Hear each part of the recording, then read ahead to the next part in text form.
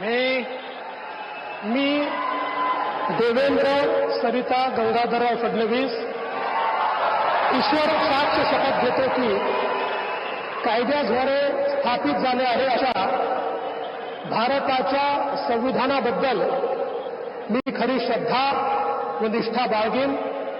मी भारताची सार्वभौमता व एकात्मता उन्नत राखीन। मी महाराष्ट्र राज्याचा मुख्यमंत्री म्हणून माझी कामे निष्ठापूर्वक व सत्सद विवेक बुद्धीने पार पाडेन आणि संविधान व कायदा यानुसार सर्व तऱ्हेच्या लोकांना मी निर्भयपणे व निपक्षपातीपणे तसेच कोणाच्याही विषयी ममत्वभाव किंवा आकस न बाळगता न्याय वागणूक देईन।